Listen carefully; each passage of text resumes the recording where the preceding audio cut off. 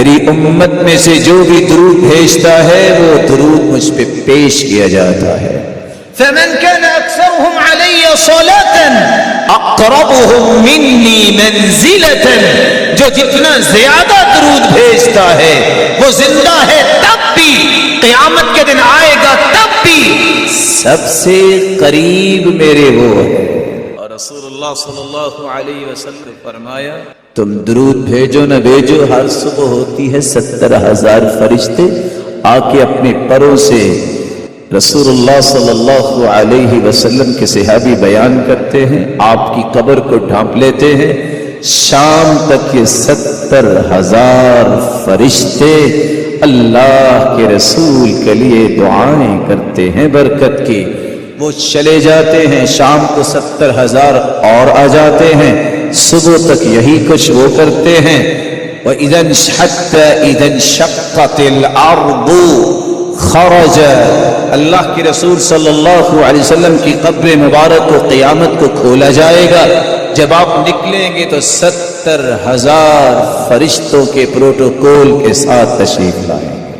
8واں انعام رسول اللہ صلی اللہ علیہ وسلم کے صحابی ابی بن کعب رضی اللہ عنہ سوال کرتے ہیں، یا رسول اللہ صلی اللہ علیہ وسلم میں درود کتنا پڑھوں؟ اگر میں تہائی حصہ درود پڑھوں اور دعا بھی کروں تو؟ قال فإن زدت فهو خير لك، اگر زیادہ پڑھ لو تو اور اچھا ہے، یہ بھی اچھا ہے. قلت فالشطر، آدھا درود پڑھ لو تو؟ قال ما شئت فإن زدت فهو خير لك، جو آپ چاہتے ہو، ہاں زیادہ کر لو تو اور بہتر. قلت فالثلثين، اگر 2/3 درود پڑھ لوں تو آپ کیا فرمائیں گے؟ قال ما شئت فإن زدت فهو خير لك، میرے صحابی اور پڑھ لو تو اور اچھا ہے. کہا اگر میں درود ہی پڑھتا رہوں تو؟ فرمایا پھر 2 خوشخبریاں لے لو. اذن تکفى همك ويغفر لك ذنبك، جب تم درود ہی پڑھتے رہو گے زندگی کے سارے غم بھی دور ہو جائیں گے اور زندگی میں کیے گئے تمام گناہوں کو بھی اللہ معاف فرما دیں گے. رسول اللہ صلی اللہ علیہ وسلم پر درود پڑھنے والا ہر غم سے آزاد ہو جاتا ہے، ہر گناہ اس کا معاف کر دیا جاتا ہے. 9واں انعام رسول اللہ صلی اللہ علیہ وسلم نے فرمایا من صلی علی او سأل لی الوسیلہ ادرکته شفاعتی، حقت علیہ شفاعتی یوم القیامہ، جو مجھ پہ ایک مرتبہ درود بھیجتا ہے اور وسیلہ طلب کرتا ہے میرے لیے، وَبْعَثُ مَقَامًا مَحْمُودًا الَّذِي وَعَدْتَهُ، یہ دعا ہم پڑھتے ہیں. قیامت کا دن ہوگا، میں محمد اس کی شفاعت کروں گا. 10واں انعام رسول اللہ صلی اللہ علیہ وسلم نے فرمایا اولی الناس بی یوم القیامہ اکثرهم علی صلاة، قیامت کے دن سب سے قریب میرے وہ ہوگا جو دنیا میں سب سے زیادہ درود پڑھتا رہا. اللہ رب العزت ہمیں اپنے محبوب کی قربت نصیب فرما. تیسرا نقطہ درود کا معنی اور اس کے ثمرات کے بعد اگر اپنی زبان کو اس نعمت سے محروم رکھا جائے تو نقصان کیا ہوگا؟ پہلا نقصان البخیل من ذکرت عنده فلم يصلی علی، ایک بخل ہے جو مال کا بخیل ہوتا ہے. فرمایا بخیل بڑا وہ ہے جس کے سامنے میرا نام لیا جائے پھر وہ درود نہیں پڑھتا. اور دوسری روایت میں آتا ہے ابخل الناس من ذکرت عنده فلم يصلی علی، بخل تو دنیا میں بہت ہے. وَأَيُّ دَاءٍ أَدْوَى مِنَ الْبُخْلِ، بخل سے بڑھ کر دنیا میں کوئی بیماری نہیں آئی، کوئی مصیبت نہیں آئی، لیکن سب سے بڑا بخیل وہ ہے جس کے سامنے محمد الرسول اللہ صلی اللہ علیہ وسلم کا اسم مبارک آئے اور اس کی زبان خاموش رہے، وہ درود نہ پڑھے۔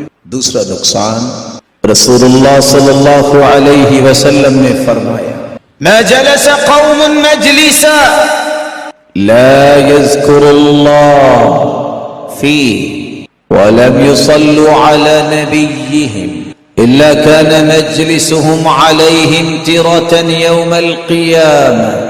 زندگی گزارتے وقت جب بھی وہ کسی مجلس میں بیٹھے انسان، کسی بھی مجلس میں بیٹھنے والا اگر اس مجلس میں اللہ کا ذکر اور رسول اللہ صلی اللہ علیہ وسلم پر درود نہیں بھیجتا، یہ مجلس قیامت کے دن ان کے لیے حسرت و وبال بن جائے گی۔ تیسرا نقصان، رسول اللہ صلی اللہ علیہ وسلم نے فرمایا، صحابی روایت کرتے ہیں، کل دعاء محجوب حتی یصلی علی محمد صلی اللہ علیہ وسلم۔ کائنات کے اندر کوئی شخص بھی دعا کرتا ہے، وہ دعا اللہ رب العزت قبول ہی نہیں کرتے جب تک اس دعا میں درود نہ پڑھا جائے۔ اور دوسری روایت کے الفاظ، ان الدعاء موقوف بین السماء والارض حتى تصلی علی نبیک۔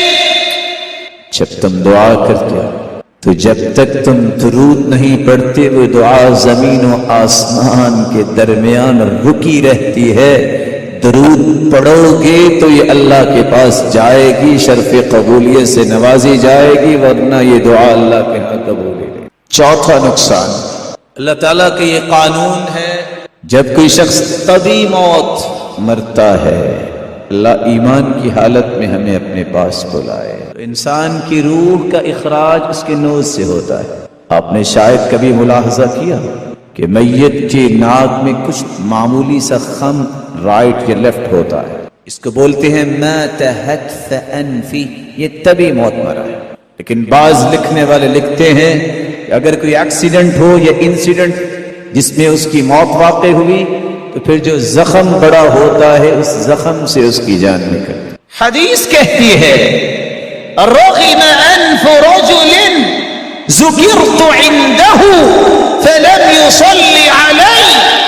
چوتھا نقصان یہ ہے جو اللہ کے رسول صلی اللہ علیہ وسلم کے اسم مبارک کو سننے کے بعد درود نہیں پڑھتا، اس کو طبی موت آئے لیکن وہ زمین پہ اپنا ناک بھی رگڑے، اس کی جان نہ نکلے، اس پہ موت کی سختیاں وارد ہوں۔ پانچواں نقصان، رسول اللہ صلی اللہ علیہ وسلم نے صحابہ کو سمجھایا، من ذکرت عنده فخطی الصلاة علی، خاطئ طریق الجنہ، جس کے پاس رسول اللہ صلی اللہ علیہ وسلم کا اسم مبارک بولا گیا، اس نے سنا اور وہ درود نہیں پڑھتا، وہ درود کی بات نہیں، اصل میں وہ جنت کا راستہ بھول گیا۔ چھٹا نقصان، من ينس الصلاة علی خطئ ابواب الجنہ، جو اللہ کے رسول پہ درود نہیں پڑھتا وہ تو جنت کے دروازوں کو بھول گیا۔ اور ساتواں بہت بڑا نقصان، رسول اللہ صلی اللہ علیہ وسلم ممبر پر تشریف لائے، پہلی سیڑھی پہ چڑھے، آپ نے کہا آمین، دوسری سیڑھی پہ چڑھے، آپ نے کہا آمین، تیسری سیڑھی پہ چڑھے اور آپ نے کہا آمین۔ صحابہ کرام نے سوال کیا، یا رسول اللہ صلی اللہ علیہ وسلم، آپ نے یہ آمین کہا اور پہلی مرتبہ ہم نے دیکھا؟ کہا جبریل امین آئے تھے، جب میں پہلی سیڑھی پہ چڑھا تو انہوں نے کہا تھا جس شخص کی زندگی میں رمضان آ جائے اور پھر وہ اللہ سے اپنے گناہوں کی معافی مانگ کے اپنے آپ کو جہنم سے آزاد نہیں کر لیتا، اللہ کو راضی نہیں کر لیتا، وہ جہنم میں گہرا گر جائے۔ آمین جبریل نے بھی کہی اور کہا آپ بھی آمین کہو، میں نے بھی آمین کہہ دی۔ دوسری مرتبہ اس نے کہا جس کی زندگی میں اس کے والدین زندہ ہوں، ایک یا دو، اور ان کی خدمت کر کے جنت میں نہیں چلا جاتا، وہ جہنم میں گہرا چلا جائے۔ جبریل نے بھی آمین کہی اور مجھے کہا کہ آپ بھی آمین کہیں، میں نے بھی آمین کہا۔ تیسری مرتبہ جبریل نے کہا جس شخص کے پاس آپ کا نام نامی اس میں گرامی آ جائے اور پھر وہ درود نہ پڑے تو ایسا شخص بھی جہنم میں گہرا گر جائے۔ جبریل نے بھی آمین کہی اور مجھے بھی کہا آمین کہو، میں نے بھی آمین کہہ دی۔ جو شخص درود نہیں پڑھتا، رسول اللہ صلی اللہ علیہ وسلم کے فرمان کی روشنی میں اس کو کہاں جانا ہے؟ آج امت اللہ کے رسول کی سچی محبت سے آہستہ آہستہ محروم ہوتی جائے۔ بہت غصہ اس کو آتا ہے جب غیر مسلم باتیں کرتے ہیں، لیکن ہمیں سوچنا یہ ہے میری محبت کہاں گئی؟ میں دن رات میں 24 گھنٹوں میں اللہ کے اس پیارے پیغمبر کے لیے تحفہ پیش کون سا کرتا ہوں؟ میری زبان پہ تذکرہ کس کا ہے؟ رسول اللہ صلی اللہ علیہ وسلم نے اس لیے امت کو اس بات کا درس دیا 10 جگہوں پہ آپ کو درود پڑھنا چاہیے۔ سب سے پہلی جگہ، ہر روز صبح و شام 10 مرتبہ درود پڑھا کرو۔ رسول اللہ صلی اللہ علیہ وسلم نے فرمایا من صلى علی حین یصبح 10 وحین یمسی 10 ادرکته شفاعتی یوم القیامہ، جو صبح کے وقت 10 مرتبہ درود پڑھتا ہے، شام کے وقت 10 مرتبہ درود پڑھتا ہے، ادرکته شفاعتی یوم القیامہ، خوش ہو جائے قیامت کے دن میں محمد اس کی سفارش کروں گا۔ اور یہاں رک کے ایک بات یہ میرے معزز اور محترم بزرگوں اور بھائیوں، سب سے پہلے جنت کا دروازہ کھٹکھٹائیں گے اور جن کے لیے کھولا جائے گا وہ کون ہے؟ محمد صلی اللہ علیہ وسلم۔ وَأَنَا أَوَّلُ مَنْ يَقْرَعُ بَابَ الْجَنَّةِ، میں سب سے پہلے جنت کا دروازہ کھٹکھٹاؤں گا اور سب سے پہلے پوری کائنات میں سے اللہ کے رسول جنت میں جائے۔ اور دوسری بات بھی سمجھ، کوئی جتنا بھی نیک ہے اللہ اس کو اور نیک بنائے، لیکن جب تک اللہ کے رسول کی سفارش نہیں ہوگی کسی کا حساب ہی شروع نہیں ہوگا۔ تیسری بات بھی سمجھ لیجیے، حدیث میں آتا ہے جب ساری دنیا پریشان ہو کے میرے پاس آئے گی، بِيَدِ لِوَاءُ الْحَمْدِ آدَمُ فَمَنْ سِوَاهُ تَحْتَ لِوَائِي، میرے ہاتھ میں اللہ کی تعریف کا جھنڈا ہوگا، آدم سے لے کے قیامت تک آنے والی آدمیت اور انسانیت بشمول انبیاء میرے جھنڈے تلے ہوں گے، پوری کائنات کو اکٹھا کیا جائے گا میرے پاس، میں عرش کے نیچے سجدہ ریز ہو جاؤں گا، اللہ کی طرف سے آواز آئے گی یا محمد ارفع رأسك وسل تعطى واشفع تشفع، اے میرے محبوب صلی اللہ علیہ وسلم اپنا مبارک سر اٹھائیے، مانگیے میں عطا کرتا ہوں، سفارش کیجیے میں قبول کرتا ہوں، تب جا کے دنیا کا حساب شروع ہوگا۔ تیسری بات بھی نہ بھولیے گا میرے بھائی، کوئی شخص باوجود اس کے کہ نیک ہے، صالح ہے، جب تک اللہ کے رسول کی سفارش نہیں ہوگی جنت نہیں جائے۔ چوتھی بات بھی سمجھ لیجئے، جنتی کو بلند درجے پہ جانے کے لیے بھی اللہ کے رسول کی سفارش کی ضرورت ہے۔ اللہ رب العزت ہمیں اپنے محبوب کی شفاعت نصیب فرمائے، لیکن یاد رکھنا بات کے تکملے کے طور پہ یہ شفاعت ملے گی کس کو؟ سیدنا ابو ہریرہ رضی اللہ تعالی عنہ نے سوال کر دیا، من اسعد الناس بشفاعتك یا رسول اللہ صلی اللہ علیہ وسلم، سرتاج رسول قیامت کے دن سب سے زیادہ خوش نصیب کون ہوگا جس کو آپ کی شفاعت ملے گی؟ کہا ابو ہریرہ مجھے پہلے پتا تھا یہ سوال تم ہی کر سکتے ہو، تیرے اندر شوق اور ذوق اور تڑپ ہے جنت کی۔ سنو، اسعد الناس بشفاعتی من قال لا الہ الا اللہ خالصا من قلبی، جو اخلاص کے ساتھ توحید کو خالص کرنے والا ہے میری شفاعت تو اس کو ملے گی۔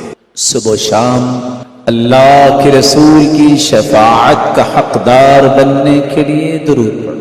دوسری جگہ اذان سننے کے بعد رسول اللہ صلی اللہ علیہ وسلم نے فرمایا قولوا مثل ما يقول المؤذن، اذان کا جواب دو جس طرح مؤذن کہتا ہے اسی طرح تم بھی کہو، الا الهيئلتين، سوائے حي على الصلاة، حي على الفلاح، اس کی جگہ پہ لا حول ولا قوة الا باللہ کہو، ثم صلوا علی، پھر اس کے بعد درود پڑھو، پھر دعا سکھائی اللہم رب هذه الدعوة التامة والصلاة القائمة آت محمدا الوسیلة والفضیلہ، میرے لیے فضیلت اور وسیلے کا سوال اللہ سے کرو، فمن سأل لی الوسیلہ، جس نے میرے لیے درود پڑھنے کے بعد یہ دعا کی، فإنها منزلة في الجنة لا تنبغي إلا لعبد من عباد الله وأرجو أن أكون أنا هو، یہ مقام محمود اللہ کے ایک بندے کو دیا جائے گا انبیاء میں سے، اور مجھے امید ہے کہ اللہ مجھے دیں گے۔ اور جو شخص درود پڑھتا ہے اذان کہنے کے بعد دعا پڑھتا ہے، حلت له الشفاعة، قیامت کے دن میں اس کی سفارش اور شفاعت ضرور کروں۔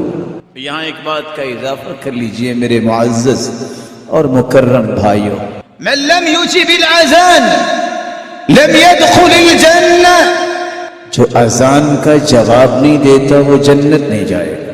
صحیح بخاری کی شرح فتح الباری میں ابن حجر یہ روایت لائے۔ اس حدیث کا معنی کیا؟ اس کے دو مفہوم، ہو مسلمان مومن اذان سنے اور پھر نماز نہیں پڑھتا، بے نمازی فوت ہو جاتا ہے، توبہ بھی نہیں کرتا، جنت کیسے جائے؟ دوسرا اس کا معنی، اذان کا جواب دینے کے بعد جو درود نہیں پڑھتا اس کو اللہ کے رسول کی سفارش نہیں ملے گی، سفارش اور شفاعت کے بغیر کوئی جنتی جنت نہیں جائے۔ تیسری جگہ جہاں آپ کو درود پڑھنا ہے، مسجد میں داخل ہونے سے پہلے رسول اللہ صلی اللہ علیہ وسلم کی 6 روایتوں کو اگر جمع کیا جائے تو ہمیں کیا کہنا چاہیے؟ اعوذ باللہ العظیم وبوجہہ الکریم وسلطانہ القدیم من الشیطان الرجیم، بسم اللہ والصلاة والسلام على رسول اللہ، اللہم اغفر لی ذنبی وافتح لی ابواب رحمتک۔ اور دوسری روایت کے الفاظ یہ بھی ہیں اللہم اعصمنی من الشیطان الرجیم، اللہ مجھے شیطان مردود کے وسوسوں سے بھی بچاؤ۔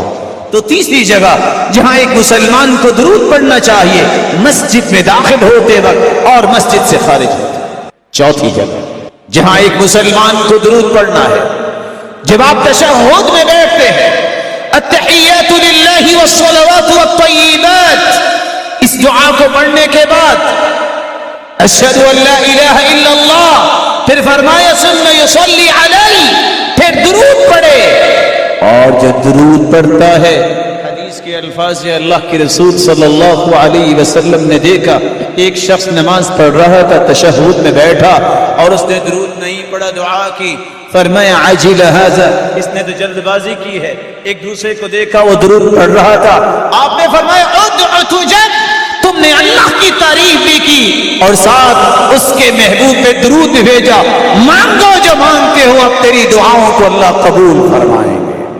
درود پڑھنے کی 5ویں جگہ رسول اللہ صلی اللہ علیہ وسلم کا فرمان ہے جمعے کے دن کثرت سے درود پڑھا کرو، فاکثر الصلاۃ علی فیہ، یہ جمعے کا دن ایک مبارک دن ہے۔ کیسا مبارک دن؟ اس دن خلق آدم، آدم کو جمعے کے دن پیدا کیا گیا، وفیہ قبض، اور جمعے کے دن ہی وہ اللہ کے پاس چلے گئے، وفیہ الصعقہ وفیہ النفخہ وفیہ الصعقہ، اور قیامت کے دن ہی، اور قیامت کے دن بھی جمعے کا دن ہوگا، یعنی جمعے کے دن ہی قیامت آئے گی۔ فَأَكْثِرُ الصَّلَاةَ فِيهِ عَلَيْهِ، جمعے کے دن کثرت سے تم درود پڑھا کرو۔ یا رسول اللہ صلی اللہ علیہ وسلم، اللہ کے رسول ہم درود پڑھیں گے، آپ تو اگر اللہ کے پاس چلے گئے تو آپ کو کیسے پہنچے گا؟ رسول صلی اللہ اللہ علیہ وسلم نے فرمایا ان اللہ حرم علی الارض ان تأکل اجساد الانبیاء، اللہ نے زمین پہ حرام قرار دے دیا ہے کہ زمین انبیاء کے اجساد مبارک کو نقصان نہیں دے۔ اللہ اپنے انبیاء کی حفاظت کرتے ہیں، اس لیے نیک لوگ کیا کیا کرتے، وہ کہا کرتے تھے عصر کے بعد کوئی شخص ہمیں ملنے نہ آئے۔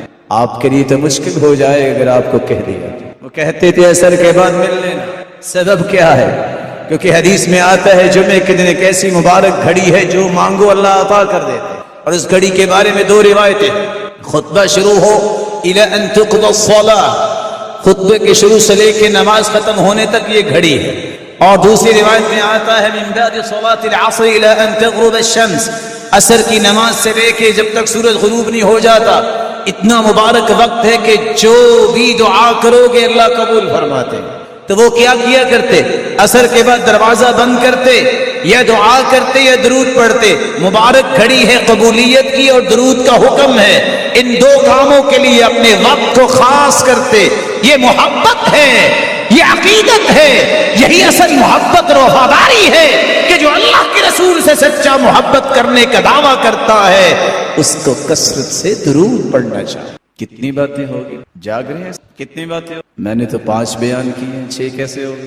رسول اللہ صلی اللہ علیہ وسلم نے فرمایا صبح و شام درود پڑھو، اذان کا جواب دے کے درود پڑھو، مسجد میں داخل ہوتے وقت تشہد میں درود پڑھو، جمعے کے دن درود پڑھو، چھٹی جگہ نماز جنازہ کے اندر درود۔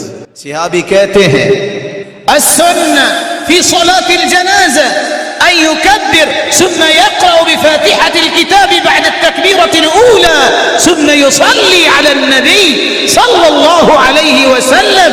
جنازے کا طریقہ یہ ہے اللہ اکبر کہیے، پھر سورۃ الفاتحہ پڑھیے، اس کے بعد دوسری تکبیر کے بعد اللہ کے رسول پہ درود بھیجیے۔ ساتھ جہاں انسان کو درود پڑھنا چاہیے، ابو حلیمہ بیان کرتے ہیں کان معاذ رضی اللہ تعالی عنہ یصلی علی النبی صلی اللہ علیہ وسلم فی القنوت، آپ قنوت کرتے ہیں، قنوت نازلہ، قنوت وتر، قنوت میں معاذ رضی اللہ تعالی عنہ درود پڑھا کرتے تھے تاکہ دعا جو ہو رہی ہے وہ دعا اللہ کے ہاں شرف قبولیت سے نوازی۔ 8ویں جگہ جب بھی اللہ کے رسول صلی اللہ علیہ وسلم کا اسم مبارک آئے آپ کی زبان پہ درود جاری ہو جانا چاہیے۔ رسول اللہ صلی اللہ علیہ وسلم کا فرمان آپ نے سنا البخیل من ذکرت عنده فلم يصلي علی، سب سے بڑا بخیل وہ ہے جس کے سامنے میرا نام لیا جائے اور پھر وہ درود نہیں پڑھتا۔ 9ویں جگہ جب بھی دعا کرو درود ضرور پڑھا کرو۔ ان الدعاء موقوف بین السماء والارض حتى تصلي على نبيك، جب تک درود نہیں پڑھتے دعا زمین و آسمان کے درمیان موقوف رہتی ہے، رکی رہتی ہے، اللہ کے ہاں پہنچتی نہیں، قبول کیا ہو رہی ہے۔ 10ویں جگہ جب بھی بیٹھو تمہاری مجلس کی سعادت اور خوش نصیبی یہ ہے کہ اللہ کی تعریف کیے بغیر اور رسول اللہ صلی اللہ علیہ وسلم پر درود بھیجے بغیر اس مجلس کو برخاست نہ کرو۔ ما جلس قوم مجلسا لم يذكر الله فيه ولم يصلوا على نبيهم إلا كان مجلسهم عليهم يوم القيامة ترة عليهم يوم القيامة۔ جس مجلس میں لوگ بیٹھتے ہیں اگر اللہ کی تعریف نہیں کرتے، اللہ کے رسول پہ درود نہیں بھیجتے، مجلس قیامت کے دن ان کے لیے حسرت بن جائے گی۔ میری اللہ رب العزت سے دعا ہے اللہ رب العزت ہمیں اپنے محبوب کی سچی محبت نصیب فرمائے، اور سچا محب وہ ہوتا ہے جو آپ کے اسم مبارک کو سننے کے بعد درود پڑھتا ہے، اور کثرت سے درود پڑھنا اپنا ایک امتیازی وصف بنا لیتا ہے اور آپ کی ہر بات کو اپنی زندگی میں اتارنے والا بن جاتا ہے۔ وآخر دعوانا ان الحمد للہ رب العالمین، الحمد للہ علی احسانہ والشکر له على توفیقہ وامتنانہ، وأشهد أن لا إله إلا الله وحده لا شريك له تعظيما لشانه وأن محمدا عبده ورسوله الداعي إلى رضوانه أما بعد فأعوذ بالله من الشيطان فإنه عدو للإنسان لائق تکریم سعادت مند ہے وہ شخص جو ایک مرتبہ درود پڑھے 10 نیکیوں کا مستحق 10 گناہوں کی ضمانت 10 درجات کی بلندی ایک مرتبہ درود پڑھنے والا اللہ اور اس کے فرشتے 70 مرتبہ اس پہ دعا رحمت کا نزول فرماتے ہیں اور فرشتے بخشش کی دعا کرتے ہیں. اور ایسا یہ خوش نصیب جس کو قیامت کے دن اللہ کے رسول کی سفارش و شفاعت نصیب ہوگی. اور سب سے قریب وہ ہوگا جو جتنا زیادہ درود پڑھتا ہے. سوال یہ ہے درود کیسے پڑھے؟ اور یہ ہماری گفتگو کا آخری نقطہ ہے. رسول اللہ صلی اللہ علیہ وسلم کے فرامین کی روشنی میں آپ درود کس طرح پڑھے؟ سب سے پہلا طریقہ صلی اللہ علیہ وسلم، سنن ابی داؤد کی روایت ہے. دوسرا طریقہ آپ درود کیسے پڑھے؟ صحیح بخاری کی روایت ہے. رسول اللہ صلی اللہ علیہ وسلم نے صحابہ کرام کو جو درود سکھایا، اللہم صلی علی محمد وعلی آل محمد كما صليت على إبراهيم وعلى آل إبراهيم إنك حميد مجيد اللهم بارك على محمد وعلى آل محمد كما باركت على إبراهيم وعلى آل إبراهيم إنك حميد مجيد. یہی وہ درود ہے جس کو درود ابراہیمی کہتے ہیں. یہی وہ درود ہے جو ابی ابن کعب رضی اللہ تعالی عنہ کے سوال کرنے کے بعد اللہ کے رسول نے امت کو سکھایا. یہی وہ درود ہے جس کو ہم نماز میں پڑھتے ہیں. تیسرا طریقہ رسول اللہ صلی اللہ علیہ وسلم نے سکھایا، سنن النسائی کی روایت میں اللہم صلی علی محمد وعلى آل محمد كما صليت على إبراهيم وآل إبراهيم إنك حميد مجيد وبارك على محمد وعلى آل محمد كما باركت على إبراهيم وآل إبراهيم إنك حميد مجيد.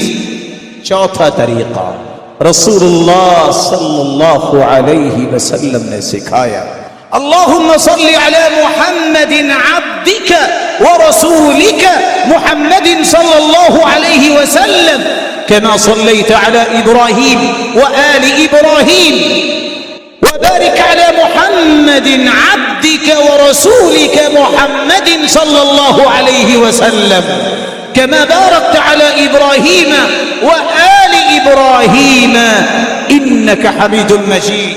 پانچواں طریقہ جو رسول اللہ صلی اللہ علیہ وسلم نے سکھایا، اللہم صلی علی محمد النبی الأمی كما صليت على إبراهيم وآل إبراهيم وبارك على محمد النبي الأمي كما باركت على إبراهيم وعلى آل إبراهيم في العالمين إنك حميد مجيد. چھٹا طریقہ جو رسول اللہ صلی اللہ علیہ وسلم نے فرمایا، اللہم صلی علی محمد وعلى آل محمد وبارك على محمد وعلى آل محمد كما صليت وباركت على إبراهيم وآل إبراهيم إنك حميد مجيد. ساتواں طریقہ جو رسول اللہ صلی اللہ علیہ وسلم نے سکھایا، اللهم صل على محمد وعلى آل محمد وعلى أزواجه وذريته كما صليت على إبراهيم وعلى آل إبراهيم وبارك على محمد وعلى أزواجه وذريته كما باركت على إبراهيم وعلى آل إبراهيم إنك حميد مجيد. آٹھواں طریقہ جو رسول اللہ صلی اللہ علیہ وسلم سے ثابت ہے کہ آپ درود اس طرح بھی پڑھ سکتے ہیں، اللہم صلی علی محمد وعلی اہل بیتہ وعلی ازواجہ وذریتہ كما صليت على إبراهيم وعلى آل إبراهيم وبارك على محمد وعلى أهل بيته وأزواجه وذريته كما باركت على إبراهيم وعلى آل إبراهيم إنك حميد مجيد. اللہ رب العزت سے دعا ہے ان درود کے سیغوں کو اور رسول اللہ صلی اللہ علیہ وسلم کے سکھائے ہوئے الفاظ کو یاد کرنے اور ان کو اپنی زبان پہ جاری کرنے کی توفیق عطا فرمائے. آج کی اس گفتگو کے بعد 3 گزارشیں اس بات کو مکمل کرنے کے لیے.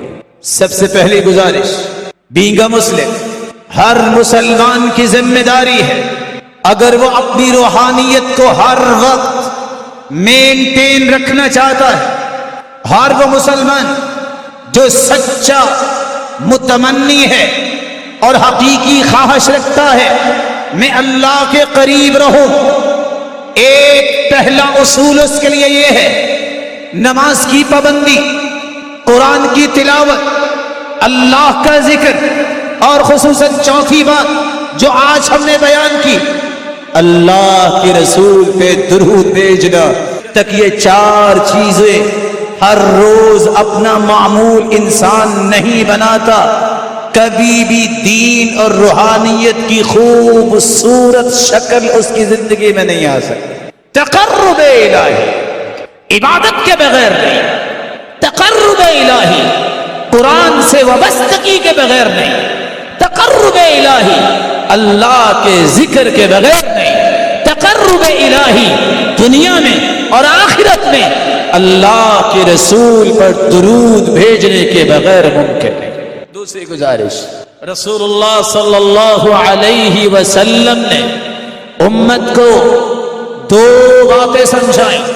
پہلی بات، من عمل عملا لیس علیہ امرنا فہو رد. صحیح مسلم کی روایت ہے، کائنات کا کوئی بھی شخص، کوئی اسکالر، کوئی فلاسفر، کوئی پی ایچ ڈی ڈاکٹر، دنیا جہان کی ڈگری اس کے پاس ہو، کوئی بھی عمل کرے، جتنی چاہے نیت تو خالص کر لے، جب تک رسول اللہ صلی اللہ علیہ وسلم کے بتائے ہوئے طریقے اور سلیقے کے مطابق عبادت نہیں، وہ عبادت اللہ کے ہاں قابل قبول نہیں. اور صحیح بخاری اور مسلم کی روایت، احدث فی امرنا ھذا ما لیس منہ فہو رد. جو شخص دین مکمل ہو چکا، قرآن مکمل ہو چکا، اللہ کے رسول صلی اللہ علیہ وسلم پہ آیت نازل ہو چکی، اليوم اکملت لکم دینکم واتممت علیکم نعمتی ورضیت لکم الاسلام دینا. سرتاج رسول اللہ کے پاس چلے گئے، سیدنا ابو بکر رضی اللہ تعالی عنہ کا دور آیا، ختم ہوا، سیدنا عمر آئے. تعجب کی بات یہ ہے، یہودی آ کے کہتے ہیں آیت فی کتابکم لو نزلت علینا معشر الیہود لاتخذنا ذلک اليوم عیدا. بات کون کر رہا ہے؟ یہودی. میں مسلمانوں کی بات نہیں کر رہا. یہودی آئے اور کہتے ہیں عمر رضی اللہ تعالی عنہ سے، آپ کے پاس جو اللہ کی کتاب ہے جو سرتاج رسول پہ نازل ہوئی، اس میں ایک آیت ایسی ہے، اتنی عظیم آیت ہے، اتنی بڑی آیت ہے، اگر ہم یہودیوں پہ نازل ہو جاتی تو ہم جس دن یہ نازل ہوئی تھی اس دن کو عید کا دن بناتے. پوچھا کون سی؟ یہودیوں نے جواب دیا الیوم اکملت لکم دینکم واتممت علیکم نعمتی. اللہ نے یہ آیت اتار کے احسان کیا ہے کہ دین مکمل ہو گیا ہے. دین کی تکمیل کی آیت اتنی عظیم آیت ہے. یہودی کہتے اگر ہم پہ نازل ہوتی اب عید مناتے. تو سیدنا عمر کہتے ہیں جس دن یہ نازل ہوئی میں جانتا ہوں، میدان عرفات میں عصر کے بعد اللہ کے رسول اونٹنی پہ سوار تھے، صحابی نے اونٹنی کی مہار پکڑی ہوئی تھی اور یہ آیت نازل ہوئی. اور یاد رکھنا یہ ہماری عید کا دن ہی ہے، عرفے کا دن یہ ہماری عید کا دن ہی ہے. حاجی میدان عرفات میں ہوتے ہیں اور دنیا میں کیا ہوتا ہے؟ خوشی ہوتی ہے. اور سب سے بڑی خوشی ان لوگوں کے لیے جو میدان عرفات میں ہیں. اللہ فرماتے ہیں او میرے فرشتوں انظروا الی عبادی اتونی شعثا غبرا، دیکھو ان میرے بندوں کو بال بکھرے ہوئے ہیں، پورا گندا حال ہے، یہ صرف میری رحمت لینے کے لیے آئے ہیں. سارے فرشتوں گواہ رہنا جتنے آئے میں نے سب کو معاف کر دیا. یہودیوں کو بھی یقین تھا دین مکمل ہو چکا، اس لیے بینگ اے مسلم ہمیشہ اس بات کو کوئی بھی عمل اگر حدیث کی روشنی میں نہیں ہے، اللہ کے رسول نے سکھایا نہیں ہے، دین مکمل ہو چکا ہے، وہ کوئی بھی کرے جتنی بھی خالص نیت سے کرے اللہ کے ہاں قابل قبول ہے. اس لیے علماء کہتے ہیں السنت سفینۃ نوح، حدیث پہ عمل کرنا یہ تو نوح علیہ السلام کی کشتی ہے. من رکبها نجا ومن تخلف عنها هلك، جو کشتی میں بیٹھا تھا نوح علیہ السلام کی، بچا وہی تھا، باقی سب ڈوب گئے تھے. جو حدیث کے مطابق عمل کرے گا وہی کامیاب ہوگا، باقی سب ڈوب جائے گا. اور اس لیے حسن بصری رحمت اللہ علیہ کہا کرتے تھے لا يقبل القول الا بالعمل، کوئی دعویٰ عمل کے بغیر ثابت نہیں ہوتا، قابل قبول نہیں. ولا يقبل القول والعمل الا بالنیہ، کوئی قول کوئی عمل صحیح نیت نہ ہو اللہ کے ہاں قابل قبول نہیں. ولا يقبل القول والعمل والنیہ الا باتباع السنہ، اور کوئی بھی قول و عمل اور نیت جب تک سنت کے مطابق نہیں اس وقت تک اللہ کے ہاں قابل قبول نہیں. تیسری اور آخری دیانتداری سے جواب دیجئے، اس جیسی ہستی آج تک پیدا ہوئی؟ بولے نہیں. قیامت تک پیدا ہو سکے گی؟ وہ ہستی ذات کے اعتبار سے بھی بے مثال، وہ اپنی ہر بات کے اعتبار سے بھی بے مثال. وہ ہستی اپنی ذات کے اعتبار سے بھی بے مثال، اس کا طریقہ اور اس کا سکھایا ہوا سلیقہ بھی کائنات میں بے مثال. اس لیے وہ الفاظ جو رسول اللہ صلی اللہ علیہ وسلم نے سکھائے، نہ ان جیسے الفاظ پوری دنیا جمع ہو کے بنا سکتی ہے، نہ اس کا مقابلہ کر سکتی. اس لیے اس درود کو رواج دیجیے جس کا تذکرہ حدیث میں آیا، جس کا تذکرہ صحابہ نے کیا، جو اللہ کے رسول نے سکھایا. کہیں اپنی قابلیت، کہیں اپنی رائے، کہیں اپنے تجربے، اس کو دین کا لبادہ اڑا کے دین میں شامل نہ کر دینا. من احدث فی امرنا ھذا ما لیس منہ فہو رد. شریعت مکمل ہو گئی. حجۃ الوداع کے موقع پہ آخری حج میں اللہ کے رسول صلی اللہ علیہ وسلم کے ساتھ 1,44,000 صحابہ موجود تھے. آپ نے گواہ بنایا اللہم اشہد فإنی قد بلغت. اللہ میرے مالک تو بھی گواہ رہنا، جتنا دین تو نے مجھے سکھایا میں نے دنیا کو سکھا دیا. اگر تو سکھائے ہوئے دین میں کوئی لفظ آ جائے ضرور پڑھے، اگر سکھائے ہوئے دین کا حصہ نہیں وہ دین نہیں. اللہ رب العزت مجھے اور آپ کو سچی محبت سے نوازے.